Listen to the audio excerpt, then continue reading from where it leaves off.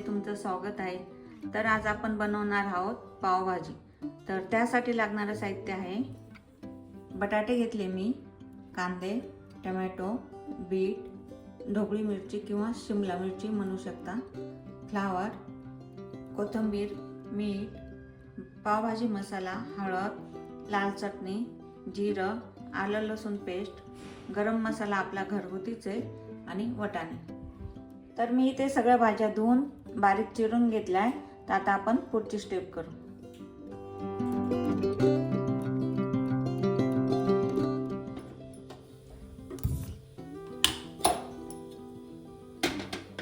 आता इथे मी कुकर ठेवलाय। तर आपल्याला भाज्या शिजून घ्यायच्या, पण तरी आपण पहिले फोडणी देतोय भाज्यांना।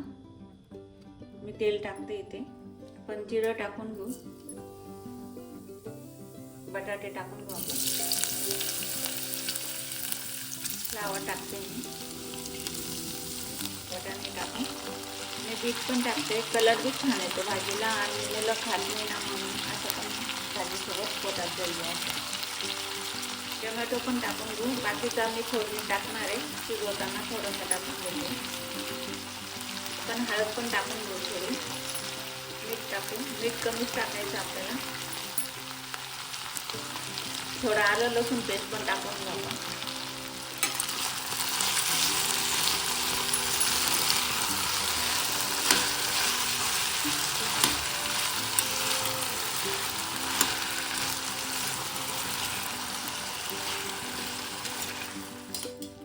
आता आपण इथे अर्धाच ग्लास पाणी टाकायचं आपल्याला आणि चांगल्या मऊसूत शिजू द्यायच्या भाज्या, 2-3 शिट्ट्या होऊ द्यायच्या आहे।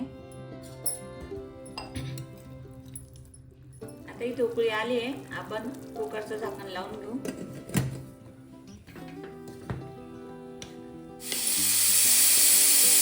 इथे आपला कुकर थंड झालाय, तर आपण भाज्या शिजल्या का बघून घेऊ आता।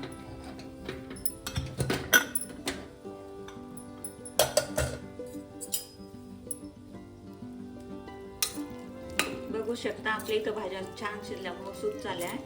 आता आपण मॅशरने मॅश करून घेऊ।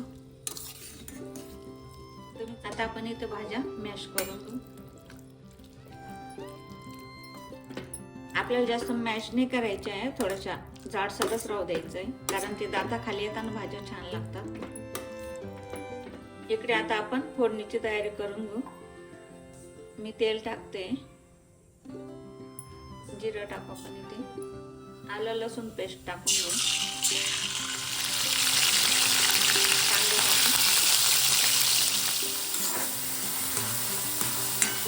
इथे आपले कांदे सोनेरी झाले, तर आपण आता शिमला मिरची टाकून घेऊ इथे।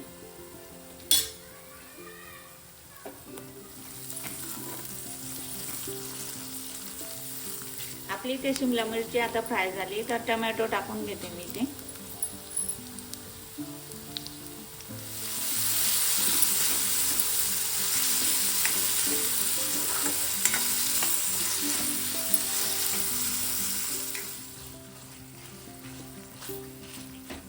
इथे आपले कांदे टोमॅटो फ्राय झाले, तर आपण मसाले टाकून घेऊ। लाल तिखट टाकते मी इथे, गरम मसाला, घरगुती गरम मसाला आहे, पावभाजी मसाला,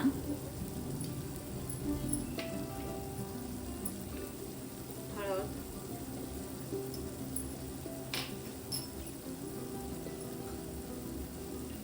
थोडीशी कोथिंबीर टाकून घेऊ आपण।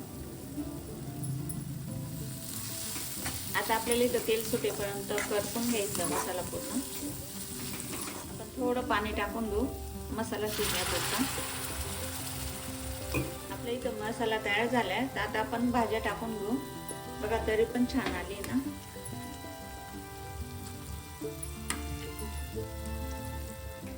आता मी इथे भाज्या टाकून घेतल्या सगळ्या, मसाल्यामध्ये फ्राय करून घेऊ।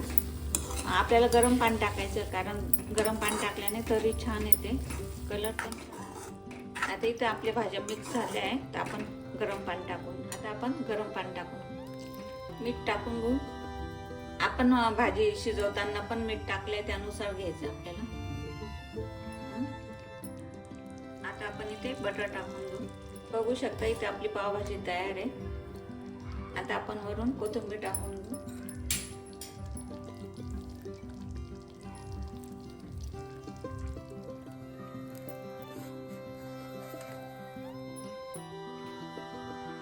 बघू शकता इथे आपली पावभाजी तयार आहे.